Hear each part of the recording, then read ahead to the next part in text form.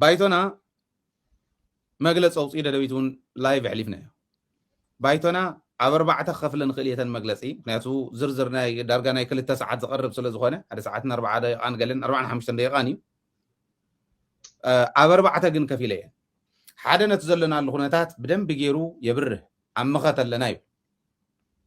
عم خات خمزلوت هزبن عم خات أولني هزواوي مخات كم زلوا بايتونا وني جلس كلاي اتو قبل عليه هزب تجراي بسألمت بانداتات زولهم أبوهم بربايتنا بعلو صلى زخانة مجلس زها وسألمت بانداتات يزولهم تم نايوش تقوينهم عريم كلعنا بانداتاتنا مس أبي أحمد سلفنا لنا زي ولو جن أبتقراي تخويلهم مس أبي أحمد الصرحو سألمت بانداتات تقراي تحاليقات تحيزا خمزة الله خاطهم حدا ودو ورده اتزغورون تسرحو زلو زخور زلون تقراي زفر السلا زخانة أبزيهم مديبو ودو ورده خاب قدمو حدا سراوي تقراي تشعت شح ولي حيلت راح يزو نخترف زقبره نسو مخانو نسون نسو زلون مخانوم 300 شح سراوي كل اللو وتواهيلو ديزاين تغيير موصي خمس نبره ببعل كوارتر ببعل شنتو ببعل ودن بيتي كومو خم تواهله يقلص نجر جن نو شعت شح أخول يلو كاب إلهم كابز صنع حدا مخان يقلص ودو ورده مس برهانو جلاي الراخبني روزفل دكتور ملكيسا خمس جلسة مو ساتمون حبريتا خمس اللوم يجلس اتو ريبورت زقرونا حزي ناي كابيني كم زي كونه ستوسونو كابيني منبرات زيرة حتي تبع عليون إلي يجلس كم بايتونا خم ودبون كم زحاتو يجلس ازيهم كلهم تدميرهم مستحيز غاب سلطانه يورد نزوله زلو خرق خلو عفتنا يتسلم بانداي مدومو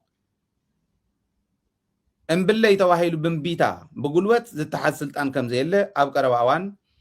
حقاو بزخونه منقدي كورد كم زلوو اي ورد انتي لغن زورد اكالون كم زهلو يقلص مالتي خوردون كم زلوو كلون كم زلوو زورد اكال يقلص ازيهم تمثلسته اتراب عين ناي مودعتاني لزقمطو حتى الملسنون يروي برقص حتوتات ناي غازطينياتات ون مليسيو ددبيتونو ترخيبنا لايف حليفنا اي لكم نزير أخمو أب channelنا أب لايف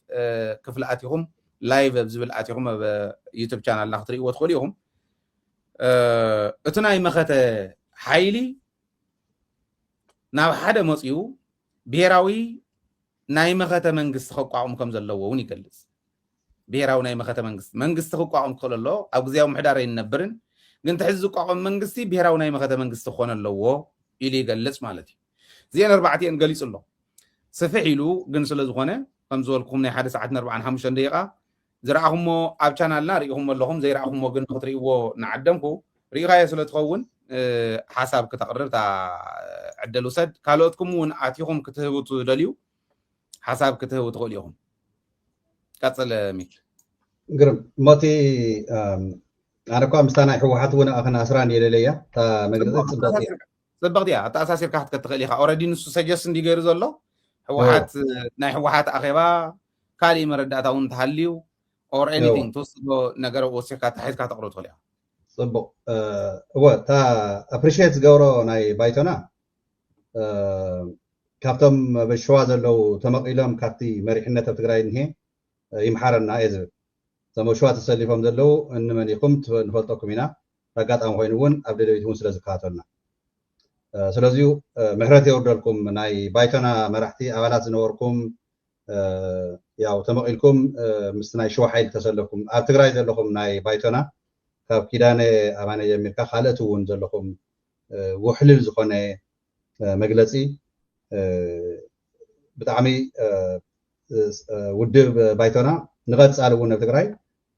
بزح أستواصو ختقبر تخيل ودابي تنكر زوالة مريحنة زحازة مخانا بسل زبالة كيريتات زمرحوة زلوني خلاني تسفانا يتقراي زلينا احنا ونقصالي ودب حوحات تكالنا ايا ناتنا ايا خبرا لنا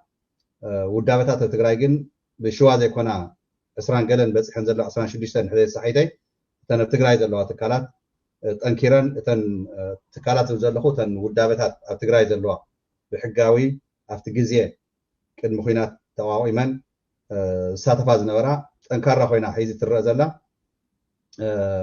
ያው ባይቶና እያ እቲ መግለፂ ከዓ ኣብቲ ሓንቲ ነገር ኣነ ዘይቅበላ እቲ መግለፂ ፅቡቅ እዩ ኣነ ዘይቅበሎ ግን እቲ ናይ መዋቅር ናይ መንግስቲ ያው ርእይቶ እዩ ያው ከም ፖለቲካ ውዳቤ ኣብቲ ናይ 2012 እውን ተወዳዲሮም እዮም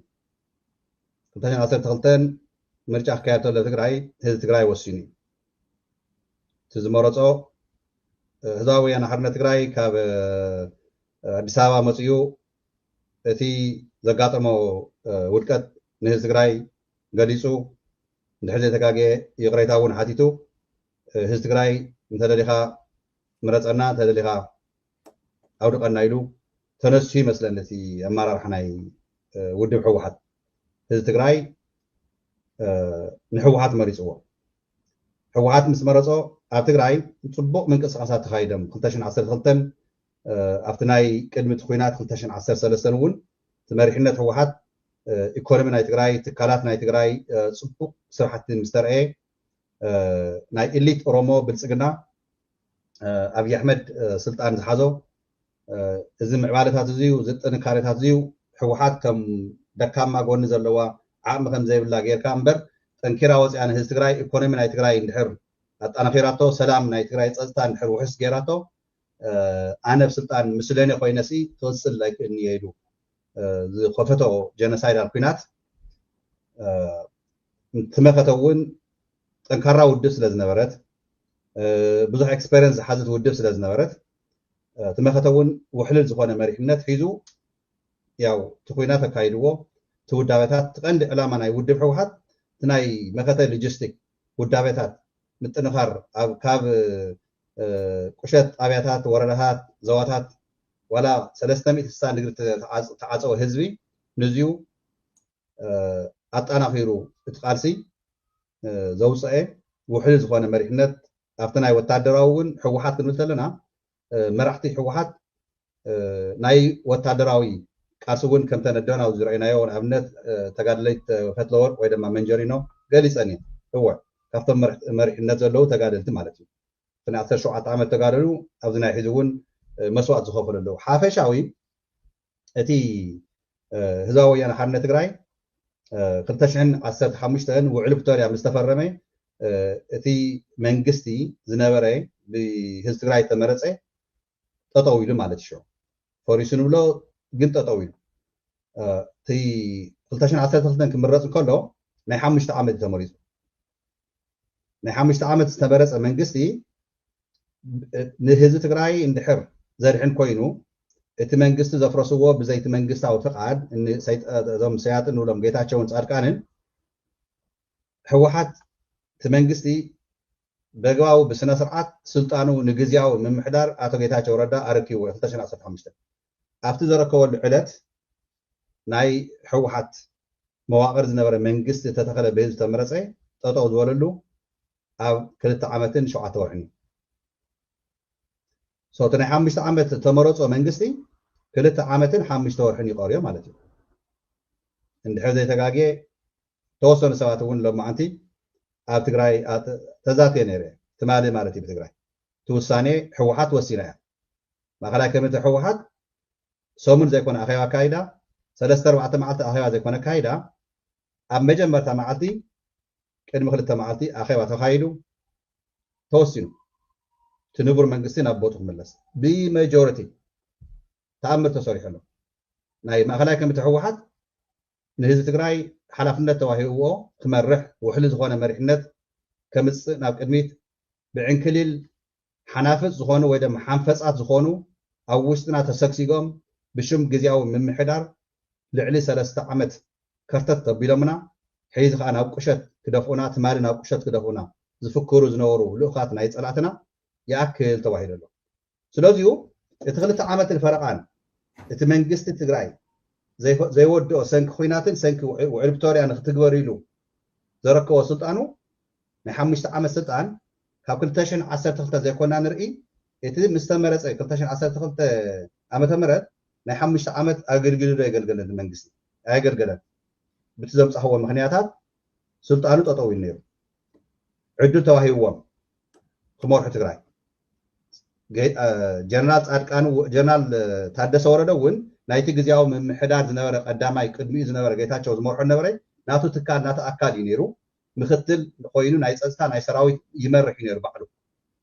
ማህተም ተበንጠለ ከምዚ እናተባሃለ ዝበሃል ነበረ ናይ ትግራይ ስርዓት ዝፈረሰ ሕግታት ከይኽበር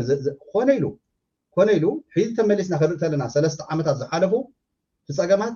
ካብ ናይ ጌታቸው ዝባእሰ ናይ ጀነራል ታደሰ ወረደ ምዃኑ ህዝቢ ትግራይ እዚ ክስሕቶ የብሉን ዘንርድና እውን ኢለን እየን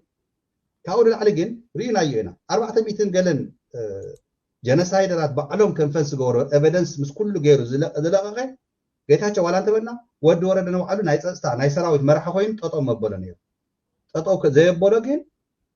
ፈለማ ኣብዛ ዓመት ውሽጢ ስልጣን ስለ ዝሓዘ ንሱ ዘይኮነስ ፈለማ ምስ ጌታቸው ምስ ጻድቃን ተባእሰ መሲሉ ከምዘይ ተባእሰ ምሳና ዘሎ መሲሉ ህዝብና እናዳናገረ ኒ ብጾቱ ንዕሩፍቱ ቶም ጀነራላት ላዕለወት መኮነ መራሕቲ ናይ ትግራይ ናዳናገረ ሃፍተገነቱ ኣብ ሸዋ ዘሎ ጥራይ እምበር ዛዕባ ናይ ትግራይ ጉዳይ ዘይሓስብ ዝነበረ ሓንፈ ዝብል ዘለኹ እዚኣቶም ዝመርሕዎን ከምዚኣቶም ዝመሰሉ ኣካላትን ኣብ ትግራይ ንሕና ድሕሪ ሒዚ ኣኽለና ኢሉ እቲ ውሕልል ዝኾነ መሪሕነት ኣብ ሓፂር ግዜ ሓንቲ መዓልቲ ኣኼባ ካይዱ ውድብና ሕወሓት እቲ መንግስቲ ናብ ቦቱ ይመለስ ማል ትክክለኛ እዩ እንታይ ዝብል ዘለኹ እቲ ናይ ባይቶና ኩሉ መግለጽ ዘውፅዎ ጽቡቕ እዩ ዘለኹ ዘይተቐበልክዎ ግን ከም ብሓድሽ ነቋቁመሉ ቤት ምክሪ ምጽኻ ቤት ምክሪ ከምዚ ይምረጽ ገለ ኣነ ኣብ ኣነ ንሳኖን ፍልልነትና ኣይቅበለኒ ኣነ ንሱ ቤት ምክሪ ይመለስ ይኣምን እቲ መንግስቲ እውን ይመለስ ቤት ምክሪ ውሕላት ዝኾነ ይምረጽ ገለ እዚ በቃ ንሕና 3 ዓመት ሙሉእ ዕንክሊል ገይሮም ህዝብና ጥዋዕዋ ዓቢሎም ኢኮኖሚና ናብ ቦታና ከይንምለስ ጸላእትና እውን 1.2 ሚልዮን ተማዛዊል ህዝቢ ምዕራብ እናተሳቀየና ሃለወ ኣብ ምዕራብ ኣቲና 1.2 ሚልዮን ህዝቢ ኣይስውዕና ነውኪና እዚ ህዝቢ ትግራይ ግልጽ ክፈልጦ ኣለዎ ማለት 3 ወርሒ ናብ ዝኣክል ዳርጋ ቀሪብና ዘለና ባንክታት ተዓጽዩ መድሓኒት ከይኣቱ ክንደይ ነገር ስቃይ ዝገብረና ዘሎ ከም ሌቱ ክዝውረና ዝምክር ዘሎ ናይ ሸዋ ሓይሊ ኣብ መቐለ ተቐሚጦም ዘሎ ናይ ናትና መራሕትና ኢልና ዘኽበርናዮም ንሳቶም ተዓሲቦም ናይ ብልጽግና ከካይዶ ትግራይ ንሕና ድሕሪ ሒዚ ከም ናይ ጌታቸው 2 ዓመት ወዲ ወረደ ግደፎ 2 ወርሒ እውን ኣብ ትግራይ ኣብ መቐለ ኮይኑ ዕንክሊል እናበለ ዘዳናግሮ ትግራዋይ ከም ዘየለ ህዝቢ ትግራይ ሙሉእ ሪጀክት ይገርዎ ዘሎ ሰዓት ሶ ኣነ ሕውሱስ ከይብለና እቲ ናይ ባይቶና ክብረለኒ በተለይ ኪዳነ ኣመነ ብጣዕሚ የኽብሮ ዝኒሄዎ ብስለት ዝኒሄዎ ካይዳ ንትግራይ ንቐጻሊ እውን ኣብ መሪሕነት ደረጃ ዋላ ናይ ትግራይ ፕሬዚደንት ዝኾነሉ ግዜ እውን ኣሎ እዩ ኣብ መጻኢ ኢለ ይኣምን ብቕዓት ኣለዎ እዩ ክመርሐና እዩ ኢለ ተስፋ ኣለኒ ሶ እዚኣ ኢለ ተዓፅባ ኣብዚ ሰዓት እዚ ግን ዝመፀ እንተመፀ ድሕሪ ሒዚ ኦፍ ኮርስ ተፈላለየ ሓሳባት ኣሎ እዩ ኣነ ንስኻን ብሓሳብ ተተፈላለዩና ፀገም የብሉን ብዕላማ ተተፈላለዩና ኣይፀገም ብትግራይስ ልዕለኻ ተቃለሰላ ሚድያ ሒዙ ናይ ባዕሉ ቅርሺ ሒዙ ኣነ ኣብ ዳያስፖራ የለን እዚ ግልፂ ንግበሮ 24 ሰዓት ማለት እዩ ስድሪኡ ገዲፉ ሂወቱ ዘይተኸናኸነ ብመርዚ ተሞከረ ብካሊእ ነገር ተሞከረ ባዕልኻ ኢኻ ነገር ግን ካብ መትከል ወፂኡ ሃይለ ትቀንዲ ካብ መትከልካ ንምውፃእ እኮ ቀሊል ኮነ ነይሩ ሃይለ ንሃብቲ እንድሕር ኮይኑ ንቐሺ ተኮይኑ ሽዋኮ እንታይ ስራሕ እውን ኮ ድሕሪ ኮይና ስምህላካ ሕድሕድ ትግራዋይፍቲ ለባም ዝኾነ ነጋዳይ ትለባም ዝኾነ ፍቲ ባይታ ዘሎ ቦትኡ ዘሎ ግን ደደቢት ከመይ ተቋቂሙ ደደቢት ኣይሰርሐሎ ሃይለ ማነጅ ተዘይገብሮ ሃይለ ባዕሉ ራን ተዘይገብሮ ግን ደደቢት ጠጠው ኢሉ ማሃለወ ድምፂ ትግራይ ንብለኻነ እዩ እዚ እዩ እዚ ኢለ ታትፈላለየና ግን ማለት ተፈላለየና እውን ዘይክኸውን ትኽእል ኣነ ናተይ ዝብህጎ ዝነበርኩ ዝደልዮ ዝነበርኩ ዝቃለሰሉ ዝፀናሕኩ እስካብ ትማሊ እውን ገሊፀ እየ ዝዕንክሊል ናይ ሓፂር በቃ እየ 2-3 ደቂቃ ንሃብካ ተለዊሑ እቲ ሓሳባት ስብስብ ኣቢልካ ውሳኔታት የድልየና እዚኣ ኻ ተተግቢራ ኣላ ሕዚ ኣብ ትግራይ ሓናፍጥ ዝኾኑ ስነ ስርዓት ገይሮም ንህዝቦም ይቀጠሎም ንህዝቦም ይቃለሱ ኣይፋልና እንተኢሎም ግን ይኽይዱ ናብታ ሸዋ ኣብታ ሸዋ ዘላ ግን ጎታም ካረኣየ እምበር በላሕ ብስሉ ስልጣን ኣብይ ኣሕመድ ይብለካ ኣለኹ حد يا سباوي ما ناو شو خيدم خيدي صبح كنت زلو أنا خيدي عم مجرشا اش ود زازم ناو خيدي كنت انت انا كده انا انا اندر ماين ايكون بس مقبل ايكون يكون عاس ودش لازم لا لا يحزك لا له ناي كده انا ودي اخويا ناي هو حتى ثاني اوكي نو ناي كده انا ودي كده انا ما بوتو له كيلو له ግን መዛዘብ እንዲዝራ ኣለኹ ናይ ሕወሓት ውሳኔስ ከራር ስለ ዝኾነት ኣድላይ ስለ ዝኾነት ተቐባልነት ስለ ዘለዋ ኣብ ትግራይ ዘለኹም ኢሉ ኣለኹ እዚ ንኺዳን ኣመነ ድስሩ ኺዳን ኣመነ ኣብ ትግራይስ ንቐፃልስ ክመርሕና እውን ይኽእል ይኮይል ኣለኹ ስማ ቅሚጦ ኣለኹ ቦቱ ካልእ ግን ኢሉ ኣለኹ ታደሰ ወረደ እውን تحزك يا زلا تراك هتقبر زلها هو تراي ايش بلو زازم مش دليل دليل اوكي زغونه دليل يقبر له سوري هو الناس تي وساني ناي حوحات ناي ማእኸላይ ከም ሕወሓት ትኽክልና ትኽክል እዩ እንዲያውስ ዘንጊዖምና ስለ ዝኾኑ ድሕሪ ሒዚ ይብል ኣለኹ ኣብ ትግራይ ኮይኑ ዝቃለስ ትግራው ናይ ሸተት ተይልካ ግን ናብ ሸዋኸ ካጽዋሕንኮ መቃብር ካኢኻ ባዕልኻ ትኩዕት ምስ ፀላእ ኮይንካ ምክንያቱ ተሽዋ ዘሎ ሓይሊ እውን ኣይምሕረካ ንኽእል ገረም ፊዳነዳ ሰባ ገረም ሕዘካ ስለዘላ ሓሳብካ ሒዘካ ኣለኹ ናይ ኪዳነ መግለፂ ናይ ባይቶና መግለፂ ማለት ናይ ኪዳነ ጥራሕ ኣይኮነን ናይ ባይቶና ከም ውድብ መግለፂ ዋላት ሪኮመንድ ዝገበርዎ እውን ብሔራዊ ናይ መኸተ ሓይሊ ብሔራዊ ናይ መኸተ መንግስቲ ክነጣይሸለና ዝብል ሪኮመንዴሽኖም እንተይተረፈ ኣፕሪሼት ዝገብሩ ኣነ ንምንታይ ሓሳብ ሒዙ ዝመፅእ ሓሳብ ሒዙ ዝቃለስ ሓይሊ እዩ ኣብ ትግራይ ተሳኢኑ ሓሳብ ሒዙ ዝቃለስ ኩሉ ግዜ መማረፂ ሓሳብ ዘይብሉ ዕሙት ብሓንቲ ገጽ ከም ጋሪ በዚኣን ተደፊነ ክኸድየ ዝብል እንድሕር ኮይኑ ጌጋ እዩ ልክዕ ከምዚ ሕወሓት ትቀበረለይ ዝብል ልክዕ እየ ዝሓስቦ ማለት እዩ ሕወሓት እውን ሓሳብ ሒዛ ትመፅእ ካልኦት እውን ሓሳብ ሒዞም ይመፁ ምክንያቱ ናይ መኸተ መንግስቲ ኢና ክነቋቁም ስሩዕ መንግስቲ ኣይኮነን ዝቋቁም ስለዝኾነ ናይ መንግስቲ ናይ መኸተ ብሔራዊ ናይ መኸተ ሓይሊ ነቋቁም ኢሎም ሒዞም ምምፅኦም مقعري زناوت جيروم سند يم حزام مسيوم سئلو بقال بمجلس طرح يكونن سند يم مقريبهم يم سند ابنت هاجر كليلهم ناي هاجرات ون مالتي لذي ممارس حيز مس بوليتيكاو بارتي بزخون يكون ممزني هايله يكونن زمزنو ميكي يكونن زمزنو وحده تراسب يكونن زمزنو ستيك هولدرز بحال بمولهم كفيلهم ايني حيش مخنياتو عب سبب ስለዘለና ኣየና ይሕሸና ኢልካ እዩ ዝውሰን ስለዚ ብሓፈሽኡ እቲ ናይ ኪዳነ ኣብዚ እውን ኣብቲ ኮመንት እውን ይሪኦ ከም ዘለኹ ብጣዕሚ ቆራፅ ዝበሃል መግለፂ እዩ ብግልፂ ማለት እዩ ንኪዳነ ንብናቕ ኣይኮነን ንዓይ መምሃርተይ እዩ ብከምኡ ስለ ዝፈልጦ ንኪዳነ እንተይኮነ ተን ዘቕረበን ፍረ ሓሳብ ኩለን መረርቲ እየን ግን ከዓ ሓቂ እየን ብዘይመርትዖ ዝነቐፎ ዝዘለፎ እውን የለን ስለዚ እዚአን ብጣዕሚ ኣድኒቐ ዋላ እቲ ሓሳብ ሒዞም መፅኦም ይሄው እዚኣታት ሓይሽ ኢሎም ምቕራቦም እውን ወልዳን እየልዮም ኣነ ናብቱ ናይ ሕወሓት ዝበልካዮ ክንመፅእ ኣነ ሕወሓት እስካዕ ሕዚ ዘውፃቶ መግለፂ ይረኣኹን መግለፂ ናይ ሕወሓት ይረኣኹን ኣብ ሶሻል ሚድያ ዝዘዋወራ ሪኢ ኣለኹ بكمزي عينة وسانة وسينو ملو زبل حوحات هيزاتو تمص زلا እዩ ሕዚ ናይ መኸተ ጥምረት ናይ ውድባት ኢሎም መስሪቶም ኣለዉ እዮም ሰቂሉ ይኮነን መስሪቶም ክረአ እዩ ናይ መኸተ ሓይሊ ዝበሃል ኣብ ሓደ ተን ውድባት እውን መፅየን ኣለዋ ናይ ሕወሓት ውሳነ እሰሙ እንተይተረፈ ክርእይዎ እዮም ምክንያቱ ናይ መኸተ ሓይሊ ሒዝካ ስለ ዝኽየል ብዋናነት ናተይ ሪኮመንዴሽን بصحف ون سلا زخونه زقربكو تمال مس غودفاي ون كتع غيرنا لنيرنا لما عنتون لنا ما اخل غيرنا خنكاتعينا غنا تناده انتايو ناي مجمريان بيت مغري ملاسي غودفاينا عايز كات عن نبر بيت مغري ملس تلك هذا امس راح فصامن منتاي تغودفو ينيرو انا ريزن اوت يغيريونتو بيت مغري مملاس منغست زمسرات بوزح من قدي سجر من قصته خوني خليو شارتر صديق كاتجبرو سرع من قصته خوني خليو كم زحزي أقاطي من الناس إن هي إكسترا كونستيشنال زخونة نجار كقاطي مكلو سرع من قصته خوني خليو تماخته نايم جمريان كرجاجس أزلوا سلسة نجار الله تماخته نزين مرجاجس إيو تناطيري كمانش وصراحة هذا حزب تجراي كم تسأل تزدلي وزلوا واقع يخفل كيفرس حزب تجراي كيفرس مالت مريته يقرس تتقرس مريته وانت وسيله يترف نزي أخم كتزغل حيل متياشي هزت حيل نسو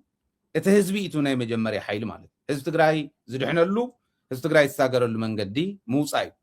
حزب تجراي زدحنا لون حزب تجراي زساجر لون تاخل غزي ببيري كم زي اغير زقمطا بقع مرحنت كله خلي بودب درجه انترينا اتا بقعت تبهال ودب حزي ببقعتا بابسوليت بقعتا يكون زقم زلو ريلاتيف بقعات زلوا مواقر كاب تحتن لعل زلوا نتمختون مريحه زمصات مشطرو تفلطو نتعدون مشطرات تفلطو التودبت مواقر زلوا كل منقسون مريحه تفلط انت مرح زلان حوحاتها كاب حوحات وصاي خالي ممارص يولون حزب تግራይ مخنياتو يسيف هايل سلاسيون كم زغلصو ودبات تግራይ تطرنيفنون حنت وردا كم محدرا يخلا انداول يزغلصن كعابي يالنا لو ونينا نبل نحنا انا اشتنينكم زين لنقاششنا خنغدفن يكونن قراصات سبات ونري لن سلازلنا كعنبب اللون كعابي اللون سكع شعقن جزا اختفرس انت هونكا محدري خحيسكاي حوحات كي تفرس محلاو ناي قدنيو مالتي ستخال اي تفرس زي اندوليو ودب حوحاتي ابال حوحات سلازخونكو امرار حوحات سلازخونكو يكونن حوحات تفرس زي دوليو حوحات كفرسو لزدوليلو تمصلاتي ناي موداب تاريخنا اب حوحات يزل حزي توديب كاصلاي ناي مسعر وداب حيل مخانو ناي مرغغاص እንኳን احنا ተፈጠርና ዝውሉ ተጋደልት ዝፈጠረት ስለዚ ፈልጥዎ ይኻሊ ታምሪው ስለዚ ህወሓት ከይትፈርስ መረጋጋጽ የደሊ እትሳል ሳይን ኮር ኢለ ዝገልጾ ከዓ ህልውና ህዝብ ትግራይ ኣብ ሰራዊት እዩ ዓይኒ ብሌና ናይ መኸተ ጫፍ ብልሕና TDF እዩ ሰራዊት ናይ እዚኦም ሰለስቲኦም ከይፈርሱ እንድሕር ኮይኖም እንታይ ኢና ንገብር ኢለ ዝሓስብ ኣነ ሳይንሳዊ ብዝኾነ መፍትሒ እኸምጠሉ ዝደሊ ሳይንሳዊ ዝኾነ መፍትሒ ከቕምጥ ከለኹ ምናልባሽ ግዜ እንተሓጊዝኒ ኩሉ ግዜ እውን ዝሓልሞ ክገብሮ እየ ኢለ ዝሓልሞ ብመፅሓፍ ደረጃ ከምቲ ዓንተ ወይ ዘርአኹም ዓይነት ሳይክል ከምኡ እቲ ናይ ትግራይ ታሪክ ናይ ታሪክ ምሁር ኮይኑ እንተይኮነስ እቲ ናይ ትግራይ ሰንፈላልቲ ማሕለኻ በጣጢስና እንወፀሉ እንታይ እዩ ፀገምና እንታይ ነይሩ ዝብል ካብ ንባበይ ዘቕርበሉ ክህሉ እዩ ስለዚ ነተን ሰለስተ ክፈርሳ ዘይደልየን ኣነ ህዝብን ውድብን ሰራዊትን ውድብ ክብል ከሎ ካልኦት ውድባት እውን ክፈርሳ ኣይደልየንን ነታ መሪሕነት ግን ሕወሓት ክትፈርሳ ይደልያ እዚአን ከይፈርሳ እንታይ ንግበር ኢለ እየ ዝሓትት ኣነ እዚአን ከይፈርሳ ሕዚ መፅኦም ዘለው መበገስ ፖለቲካዊ ኣሰላልፋ ትግራይ ዝብል ርእሲ ትርእይዎ ኣለኹም ፖለቲካዊ ኣሰላልፋታትና እንታይ ይመስሉ ኢለ ይግምግም ብቐሊሉ ፖለቲካዊ ኣሰላልፋ ሰኢልና ናይ መኸተ ሓይልን ፀረ መኸተ ሓይልን ኢልና ከምቲ ትማል ምስ ጎደፋይ ዝፈለናዮ ክንፈልዮ ንኽእል ኢና ግን ከዓ ፖለቲካዊ ውድባት ኮናተን ስቴክሆልደርስ ዝበሃላ ናይቱ ናይ መንግስታዊ መዋቅርና እንታይ ዓይነት መማረፂ እየን ሒዘን መፅአን ዘለዋ ሕዚ ሓሙሽተ መማረፂ ኣሎ እስካዕ ሕዚ ኣነ ዝፈልጦ ሒዘኖ ዝመፃ ሕወሓት መንግስትናን ቤት ምክርናን ይመለስ ዝብል ኣድቮኬት ገብሩ ከለው ወሃቢ ቃል ሕወሓት እውን ኣብዝሓለፈ ኢንተርቪው ክገብር ከሎ መንግስትናን ቤት ምክርናን ምምላስ ዝብል ኣምፅኡ ሕዚ ተወሲኑ ትብለና ኣለካ እታ ውሳነ ወፀት ናይ ረኣኽዋን ኦፊሻሊ ግን በቶም ፖለቲከኛታት ንሰምዓ ዝነበርና ንሳ ስለ ዝኾነት ብገሊኦም ሓደ መማረፂ እዚ እቲ ካልኣይ መማረፂ ኣብ ባዕለው ሕወሓት ኮይኑ ኣብ ግዝያዊ ምሕዳር ኣብ ስልጣን ዘለው ሰባት ዝብልዎ ብግልፂ እውን ዲስከስ ዝገበርናሉ ምስ ገሊኦም ከዓ መረፃ ምግባር ይከኣል እዩ ዘይተመረፀ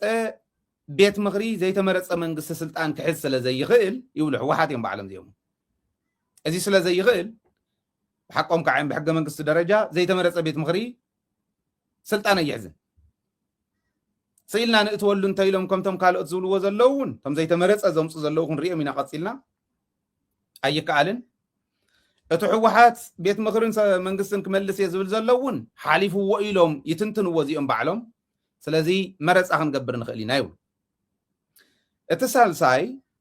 تناي كيدان زمرحو ودب بايتونا زوصي بهراو ناي مخته منقستن مسرت يبل طاي مالتي امخته زلو امخته زي درادر زبل حيل كله يترنف تطرنفو وداو طرنفو بمرحنته بيلي يترنف دحريو ككاب حد ناي مخته حيلي بلصات زبحالو እንዳምፀና ንእቱ እዚ ንግበር ተጸዋዕነቱ ንግዚያዊ ካውንስል ይኸውን ኢሎም ይቕምጥዎ ናልባሽ ዕሪው ኣብዚውን ኢንተርቪው ገይረሉ ስለ ዝነበርኩ ንኺዳነ እዚ ይብልዎ ሰለስተ መማረፂ ራብዓይ መማረፂ ካልኦት ውድባት ሓቋፋይ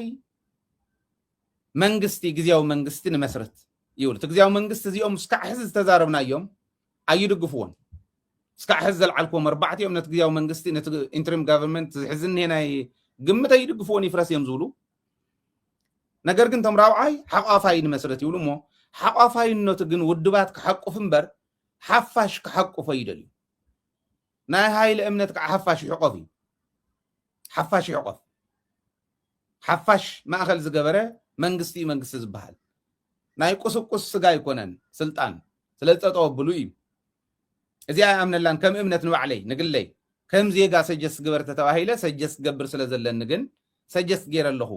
ኣርባዕተ ደልና ሓምሻይ ትግዚያዊ ምሕዳር ይቐፅል ግን ሓድሽ ንቤት ምክሪ ጥራሕ መረፃ ንግበር ቤት ምክሪ ይመረፅ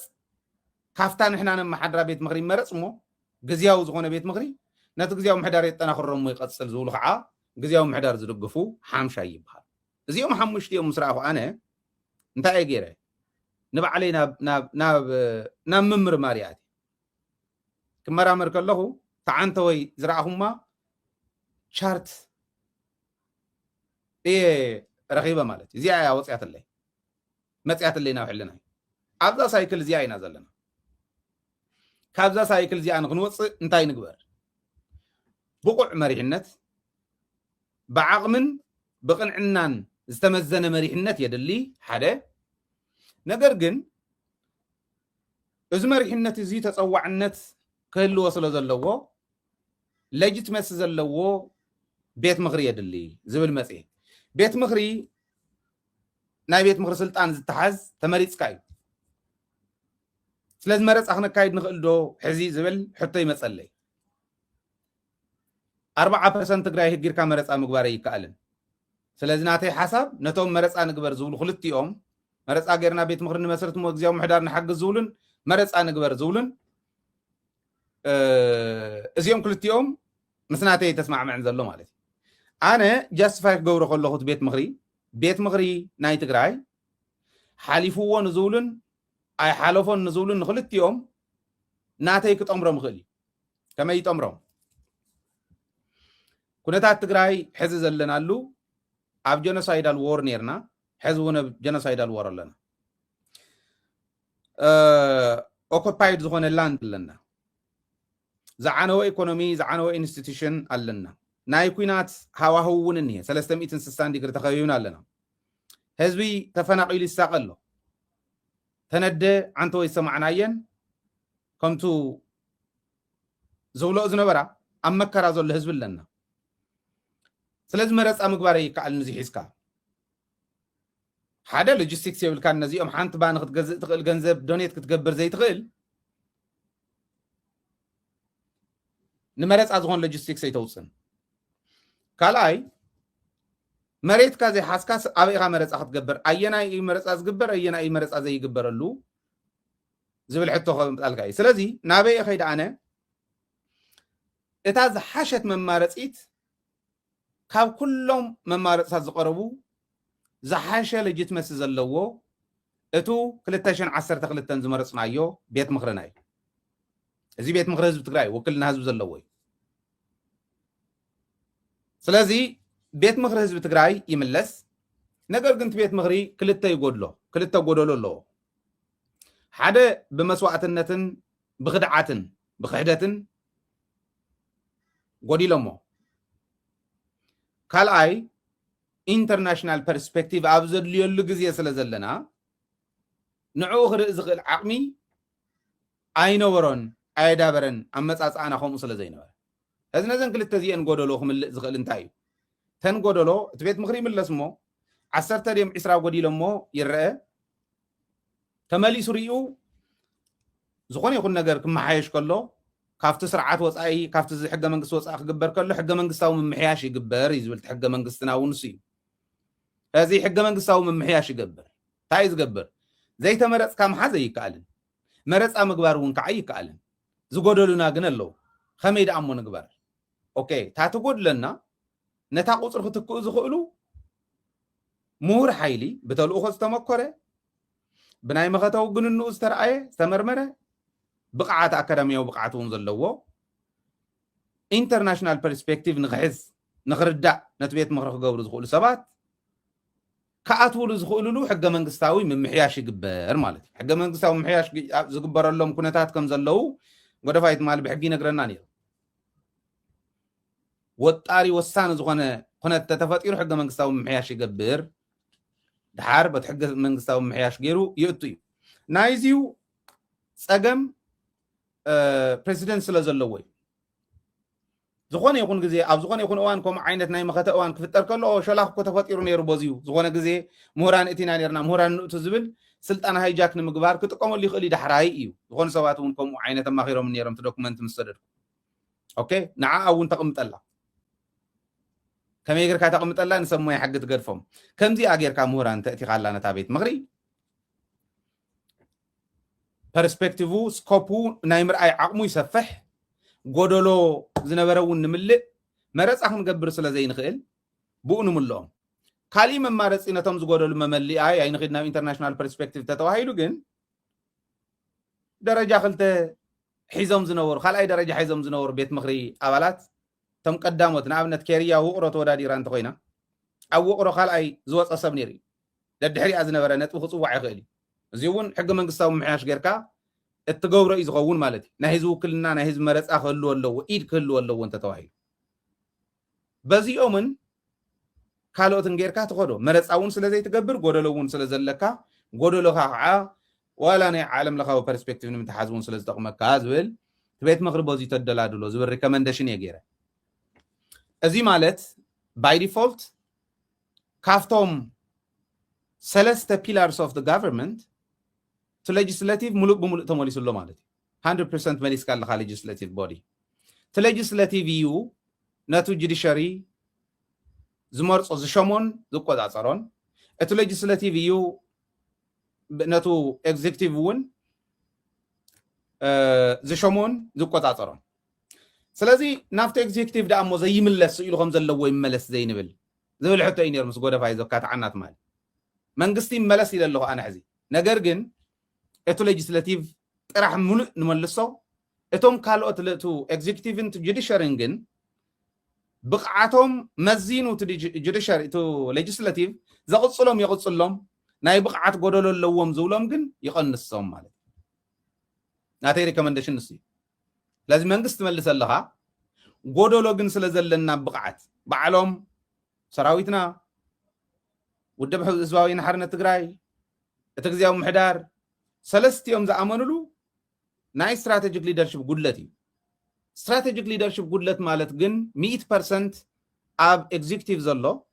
ጎደሎ ኣለዎ ማለት ኣይኮነን 100% ኣብ ጁዲሻሪ ዘሎ ጎደሎ ኣለዎ ማለት ኣይኮነን ኣብቲ ናይ ፍትሒ ኣካል ዘሎ ማለት ጁዲሻሪ ክብል ከሎ ኣብቱ ኤግዚክቲቭ እውን 100% ጎደሎ ኣለዎ ማለት ኣይኮነን እንታይ ዝገብርቱ ሌጅስላቲቭ ነዚኦም ምምዕራይ ይገብረሎም ስለዚ ናተይ ፐርስፔክቲቭ መንግስቲ ይመለስ ግን with a condition ይመለስ ታ ኮንዲሽን ብቕዓት ትኹን ቅንዕናን ብቕዓትን ትኹን እያ why because we've seen it practically after ground ናይ ብቕዓት ጉድለት ዘለዎም ናይ ውሳነ ድኽመት ዘለዎም ናይ ዘይምውሳን ሕማም ዘለዎም ብጣዕሚ ፕሮግሬሲቭ ዘይኮኑ ሰባት ይቕነሱ ናይ እከለ ዝበሃል ናይ ስልጣን ሃይራርኪ ናይ ንጉሳዊ ስርዓት ኣይኮነ ብሕጊ እቲ ሌጅስላቲቭ ተጠናክሮ እሞ እንተጠንኪሩ የውፆም ማለት ስለዚ መንግስቲ ይመለስ ግን መምዕርራይ ብቕዓት መሰረት ዝገበረ መምዕርራይ መሰረት ገይሩ እምበር ወጮ እንተገልበጥካዮ ወጮ እንተኮይኑ ዝነበረ እንድሕር ኮይኑ it's going to be the same no change ዝኸውን እዚኣ ኢልና ኣሚንና ንምለሶ እዩ ናተይ እዚአን ተገርና እንታይ ነድሕነ ኣለና እንተልካኒ ቁፅሪ ሓደ ናይ ብቕዓት ጎደለና ምክንያቱ ብቕዓት መሰረት ዝገበረ ነቱ ዝነበረ ሳይክል ፔኔትሬት ገይሩ ዝወፅእ መሪሕነት ክህልወና ስለ ዘለዎ ንሱ ነረጋግፅ ኣለና ቁፅሪ ክልተ ስሩዕ መንግስቲ ስለ ዝነበረ ዓቕሚ ናይቲ ስሩዕ መንግስቲ ናፍቲን ሃተምተም ተይበልና ብቐጥታ ናብ መኸተ ንምእታው መንግስትና መሊስና ኣለና ቁፅሪ ሰለስተ ውድብ ሕወሓት ኣድሒና እዩ ኣለና ካብቲ ፀላእቲ ዝደልይዎ መብትታን እቲ ዓመታት ዝመፀናሉ ቃልሲ መሰረት ሒዙ ኣድሒና እዩ ኣለና ምክንያቱ almost 90 something % ኣለዉ እዮም ብሂወት እቶም ቤት ምኽሪ ንገሊኦም ስለ ዘዛርቦም 34 ዝኾኑ ረኽቦም እያነ እዚ ነድሕና ኣለና ውድብ ኣድሒና ሰራዊት ኣድሒና ጎደለና ናይ ብቕዓት ጎደለና ቀሪፍና ምክንያት ብብቕዓት መሰረት ዝገበረ ምፅራይ ምምዕርራይ ጌርና ስለ ዘለና ታ ምምዕርራይ ግን ብቕዓት መሰረት ዝገበረ ምምዕርራይ ቤት ምኽሪ ዝውስኖ እዚኣ ጌርና እንተኸይድና ፔኔትሬት ጌርና ወፂና ኣለና እዩ ካሊእ ነትርፎ እንታይ እዩ ውድድር ስለ ዝኸውን ሰነድ የቕርብ ስለ ዘሎ ኮይኑ ውድድር ስለ ዝኸውን ብቕዓት ዘለዎም ሰባት ኢግኖር ይገበርና እዮምን ብቕዓት ዘለዎም መዚዙ ክሸመልና ነቲ ቤት ምኽሪ ሓላፍነት ስለትዎ ህዝቢ ዝመረፆ ተስተኻኸለ ተመዓራረየ ናይ መኸተ ቤት ምኽሪ ይሸውም ስለ ዘሎ ይወዳደሩ ተዘስዕር ይወፅእ ይመርሕ ተተሳዕረ ከዓ ኣብቲ ዝመርሕ ዘሎ ትሕቲኡ ኮይኑ ኣብ ዝተሸሞ ዝሽወም እውን ተዘይተሸይሙ እውን ኣብታ መኸተ ኣካል ኮይኑ ይኸድ ኣይንንጠባጠብን ማለት እዚ ናተይ እዚኣ እያ ናብ ዝተወሰኑ ልኢ ከሎም ኦልሞስት ዳርጋ 90% መሊሶም እዮም ኢንክሉዲንግ መራሕቲ ሕወሓት ፓርሻሊ እቲ ሪኮመንድ ዝገበርክዎ ከም ተጠቃለለ ኣብቲ ውሳነኦም ከም ዝረኣይዎ መረዳእታ ኣለኒ እዚዩ ዓብዪ ፕሮግረስ እዩ ንዓይ ናይ ሃይለ ሪኮመንዴሽን ስለ ዘጠቃለሉ ይኮን ብዙሓት እዮም ሪኮመንድ ገይሮም ናይትን ወሲዶም እዮም እንታይ ሒዞም ከም ዝመፁ ክንሪኦም ኢና ንንመን ብኢድ ንንመን ብዘይኢድ ከም ዘሳተፎ ቤት ምኽሪ እውን ክንርኢ ኢና ከምኡ ዓይነት ውሳነታት እንተሃልዩ እዚኣ እታ ሪኮመንዴሽን እታ ፅሕፍቲ እውን ስለ ዘየንበብካያ ማለት እዩ እዚ ናተይ ኣፈላላይ እንተይኮነ ምምዕርራይ መሰረት ዝገበረ ህልውና ህዝቢ ትግራይ መሰረት ዝገበረ ኣመላልሳ ክኾን ኣለዎ ምክንያቱ ኮምፕሮማይዝ ንምግባር ንበዓል ዓለም ንበዓል መንጀሪኖ ካብ ስልጣኖም ክወርዱ ከለዉ ካብቲ ናይ ውድብ ንህልውና ህዝቢ ኢሎም እዮም እምበር ኦልሬዲ ንሱ ቤት ፅሕፈት ሓላፊ ንሳ ምክትል እዮም ነይሮም ውረዱ ክበሃል ከሎ ብናህና ምውራድ ዝድሕን እንተኮይኑ ህዝቢ ትግራይ ይኸው ኢሎም እዮም ከምኡ ዓይነት ምልውዋጥ ኣብ ዘድልየሉ እቲ ድኽመት ነይርዎ ኢሎም ገምጊሞም እንዲኦም ስትራቴጂክ መሪሕነት ድኽመት ኣለና ኢሎም እዚኣ መዓራርዮም ተተመሊሶም ክንድሕን ኢና ኣመላልሳና እዚ ይኹን እዩ ሪኮመንዴሽን ማለት that's what the document contains እዚኣ ያ ፈላላይ ኣይኮነን የኽብለካ ሓንቲ ነጥቢ ግን ስለ ዘላትና ኣብ ኣጀንዳና ፅሒፍናያ ስለ ዝኾና ኣብ ርእሲ ከልዕላ እሞ ሓሳብ ክትበላ ሕፅር ኣቢልና ኣብዚኣ ግን ንውሕ እንዲያ ኢላ የመና ንእሽተይ ኣነ ኢንተርጀክት ክርድእዎ ኣለዎም ቁንጥር ኣቢልካ ስለ ዘይርዳእ እዩ ኣንዊሕካያ ብጣዕሚ ምክንያቱ ሾርት ንግበሮም ሕዚ እቲ ኣነ ኣብዚማ ሕዚ እውን ኣፈላላይ ነርና ኢለ ዝኣምን ዘለኹ ምክንያቱ እቲ ሌጅስታል ካንግረስ ማለት እዩ ብናተይ መረዳእታ እቲ ናይ ካንግረስ ስራሕ እኮ እቲ ቤት ምኽሪ ማለት እዩ ይመስለኒ በቲ ናይ ትግራይ ቋንቋ ቤት ምኽሪ ሌጅስላቲቭ ሕጊ መውፅኢ ማለት እዩ ምስ ናይ ኮንግረስን ሴኔትን ስለ ዘይብልና ንሕና ናይ ክልቲኡ ስልጣን ዝሓዘ እዩ ናይ ክልቲኡ ስልጣን ዝሓዘ እዩ ቤት ምኽሪ ማለት ፅንሐኒ ንሕናማ ካንግረስና ሰነት ብሓደ ተስማሚዖም ሕጊ እዮም ዘርቅቑ ካሊእ እኮ ምንም ስራሕ የብሎም ሕጊ የርቅቑ ዘሎ ሕጊ እንድሕር ጥዑይ ዘይኮይኑ የመዓራርይዎ እዮም እዚዩ ንሕና ከዓ ቤት ምኽሪ እንታይ እዩ ዝገብር ይመስለካ ናይ ትግራይ ቤት ምኽሪ ንኤግዚክቲቭን ጁዲሻርን ነቲ ናይ ፍትሕን ነቱ ስራሕ ፈፃምን ይሸውም تبيت مغت حقون السيتنا أنا أو صبو يجنسي انتايري خالك أنت أفتي أجلال أخاسي تي بيت مخرس خلتشن عصر تخلت تمرس نخمل لس خادق في هذا لها تي منجسون شعور تقرأ مارجو تي تمرس منجستي نبوتي من لس كاوتي سعر بارتي حوحاتيو تي منجست مواقر زتكل تود حوحاتيو تخيلوا نيرو تي تمرليس حيزي نبوتو ريستوري زقبر ذا نمبر كان بحدش تي بيت مخرس ناب مشامن ناب كارين زي كونه في معاد زلو ساعات يبصروا ايد لينا نونكو مالتس ግልጽ እንዲያ እቲ ትውድድር ነይሩ እዩ 5 ዓመት ግን ኣይገልገለሉን ሰትክልተ ዓመትን 5 ወርሕን ሰርቪስ ዘይገበሮት መንግስቲ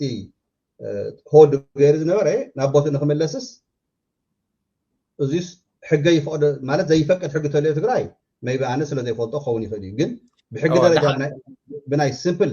principle تورينا يو صنحني بناي simple principle تورينا يو تي بيت مالت تي فرديتات ونكو زغودلو تغادي لم تسوو حد صقما زغاطم تيرمكو to process سو نايو على لويو تي ناي مواقر كمي لتم زغودلو كمي تكو انا او ጥያቄ ብለኝ ዝወርቃስ ተክሊ ንስን ናማሓሽካ after መንግስታው ትካል ግን እቲ መንግስቲ نابوت يملس تمنجست كن فتحوا خون تدلينا يو تاينا نقبر تودي بحوحات زحشة مركنة منيو كليكون السنة أمي يخبر فاني أفتنا يوعلم سلة غنا مالتي مالت أنا حيزسي ديمقراط ريبابليكان يوادا دوريا هذا سبب كن متأمته زعمته وكن مسب ولا دكان ما تخوينسي هذا سبب بين يكون الخمد ليه تزورا هذا سبب يوافر أنكارها مرحتون يغمت حيزي اتي زولو زنبره دخمت تماهيروم تزحشي خيل كنكرن نخجن تግራይ يمنالبات لكجر تايم يبلناني لا حسباني اب بطعمي اقديسو اقداس ኮይንስ ንህዝብና ወይ ክንነብር ወይ ክንጠፍእ ወሳነታት የሉና እዮም ቁርጽ ዝኾኑ ወሳነታት እቲ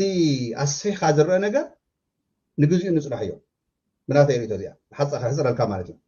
تمنجست مواقرن تي بيت مخر مواقرن نابوت يمصا زغودلو تمولو لفتناي بيت مخري افتناي منجستاو ግን ከም ካልኦት ውዳውታት ከምናይ ንባይቶና ተቃለሱ ዝነይዎም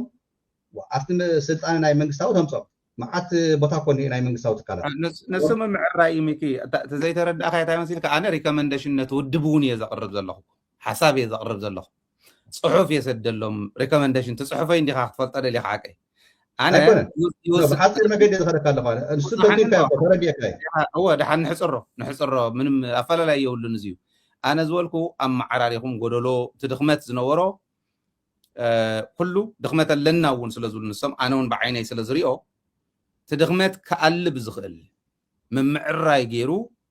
كم اللي صل زخل له مسرح نتخالي ون بدنبي كونفينس خجبر زخل نايم خد حيل بزين تبعتب كيرو زبل ساينساوي ريكومنديشن ينا نقرب مبر نحنا اينوسنن زكات عيكونن زيو توانا نغرو معري زغونه منغست حلي واتغراي مسدي سابا غمدابتي خات تخدل منقد ممعراي تام ممعراي جن عقمن قنعنان مسرت زغبره تخوني ريكومنديشن اي دونت ثينك غزي زود خطع زلوي مثلا فر حساب زلو خطع انت زغون صبو نيرو ويكم تو صحف زقربكو صحف حسكا منعه زي انا غربان بارالل افلالين كنرين منتان مالتي منتان مسجينا ماني زي صحف بزح زليا كيف عرفتي ما يطل زلنا حيدكو تي حساب صبو يزل ግን افتي منغستا مواقر فيدباك سي ناتي فيدباك انس زحشه مرحነት አቁል ይተምጽማ አይ ዶንት ቲንክ ኃጢአት ከሆነ ይቆኒ ግንስ አፍቲ መሪሕነት ትውድብ ሒዙውንሲ ከም ፓርቲ ስለተመረጸ አፍቲግዚኡ ንሱ መጽዩስ መዋቅሮም መዓራሪዩ ፋሕፋሕ ከይንብል እቲ ናብነት ማለት 39 ተቀቢሎም ተምተረፉን ሕዘይ ተቀቢሎም መንሳተሙን ሓቋፍነት ዘለዎ ናብ ሓደ ምጽኻ ትናትካነ መጀመርታ ካውት ካወጻ ዘለውን ዝኹሪ ስጋት ዘለዎ ወዳቶም ፓርቲታት መጽና ስለ ዝኽእሉ ንሳተሙን ናይ ጸላእትና በትሪ ንበትሪ ጸላእትና ከይንህብ ንሰሙውን ናብቲ ናይ መንግስት መጽለሲ ከምቲ ናይ ቀደም ዘይኮነ ክሪእዎ ዘለዉ ሲ ኣብ ብጣዕሚ ኣገዳሲ ኩነታት ስለ ዘለና ካብኡ እውን ናብኡስ እትዮም ናብቲ ናይ መንግስታዊ መዋቅር ሒዝ ዝምለስ ዘሎ እቲ መንግስቲ መለስ እንድዩ ግን እቲ መንግስቲ ክምለስ ዘሎስ ተመፍታ ስልጣን ዝነበሩ ኩሎም ኣብታ ቦትኦም መጥኻስ ትምልሶም ማለት ኣይመስለኒ ኣነ ብትውድብ ኣካይዳ ከስታይ ንግበር ሚኪ ግዜ ካብ ምጥፋእ ሓሊፉ ሰብስታንስ ይህልዎን እዚ ተዋና ነገር መኸተብ ዘይፈርሰሉ ዓቕሚ ናይ ኩሉ ብትጥቀመሉ ግን ከዓቶም ብጣዕሚ ብርቱዓት ትብሎም ንቅድሚት እተምፀሉ ትግራይ ክትምክት ስለ ዝኾነት በዚ ደረጃ ምቕናይ ምኽኣል ዝብል ሓደ ተማሂረ እየ ዝብል ሰብ ከቕርቦ ዝኽእል ሪኮመንዴሽን እዩ እቲ ውድብ እንታይ ዝገብር ወይ መንግስቲ እንታይ ዝገብር ንሰራዊት እውን እኮ ዘቕርቡ ኣለዉ እዮም ከምኡ ዓይነት ናይ ሚሊተሪ ኢሊት የቕርቡ ከምኡ ዝበለ ሪኮመንዴሽን እዚ እንተዝኾን ዝብል ይቐርብ ዝምልከቶ ኣካል እንታይ ዝገብር ስትራቴጂክ መሪሕነት ነተን ዝቐርባ ሓሳባት ይእክበን እሞ ይግብጠን እዚአን ገቢጡ በታ ዝሓሸት መንገዲ በታ ዝቐለለት ኮስት ኢፌክቲቭ ዝኾነት ነቲ ዝመፅእ ዘሎ ፈተና እውን ብትመልስ መንገዲ ይኸይድ ማለት እዩ ኩሉ ግዜ ፖለቲካ ምስ ስልጣን ስለ ዝተሓሓዝ ካብኡ ወፃእ ብዝኾነ ብመኸተ ዓይኒ ንኽረአ ምሁር ሪኮመንዴሽን እንተዘየቕሪቡ ሚኒንግለስ እዩ ምክታዕን ምምርማርን ወይ ምክታዕን ምምራሕንን ወይኖም እዮም እስቲ ኢኻ ትገብር ንስኻ እታ ኮመንት ኣብዚ ነቕርባ ስኢልና ተሓፃር ናይ ሓንቲ ሰዓት ናይ 2 ሰዓት ጥራሕ ተይኮነ ብደንብ ዝርዝር ኣቢልካ ዓለም እንታይ ትገብር ናይ ካልኦት ፈተና ዘጋጠመን ከመይ ፈቲሐን ዝብል ርኢኻ ትሰድድ እሞ ብናይ መን ንኸይድ ዝብል ግን ሪስፖንሲቢሊቲ ዘለዎ መሪሕነት ይግብጦ ስለዚ ንክግበጥ ናይ ግድን ከምኡ ዝበለ ሪኮመንዴሽን ክቐርብ ኣለዎ ዝብል ሒዝና ንኸይድ ናብቲ ሓሳብና ናብታ ትቕፅል ነጥቢ ንኸይድ ግዲ የብልካ ሰዓትና እውን ከይዱ ስለ ዘሎ ሰዓትና 40 እዩ ክትዕ እንተዝኾን ግርም ነይሩ ኣይኮነን እዚ ዝሓይሽ ኢልካ ዝቐርብ ናይ አይዲዮሎጂ ወይ governmental structure debate እንተዝኾን ነይሩ we could have spent a lot of time and I don't care او ፀገም የብለን ከምኡ ዓይነት እንተሃሊካ ኣብዚ ግን እከለ ይምፃእከል ኣብዚ ፅሑፉ ነይሩ ዶክተር ደብረፅዮን ዲኻ ተውርደ ዲኻ ይብል ሓደ እንታይ ለየ ዘውርዶ ዶክተር ደብረፅዮን ከመይ ገረም ከም ዝተሓዝዎ ገለገሊኦም ይገርመኒ ይገርም እዩ ከምኡ ዝበለ ሰው ኢሉ ማይነር ዝኾነ ናይ ትራሽ ተሓሳስባ እንተይኮነ ኦቨርኦል እቲ መኸተና እንታይ ይመስል ንዕኡ ዝምጥን መሪሕነት እንታይ ክመስል ኣለዎ እዚ ጌርና በዚ መንገዲ እዚ ትንከድ ከለና እንታይ የጋጥመና በዚ ክንከድ ከለና እንታይ የጋጥመና ነዚ በዲና ክንወፅእኸ ከመይ ንቀናጆ ዝብል እዩ ዝስራሕ ስለዚ ናይ ግድን ዓቕምን ቅንዕናን ግድን እዩ ማለት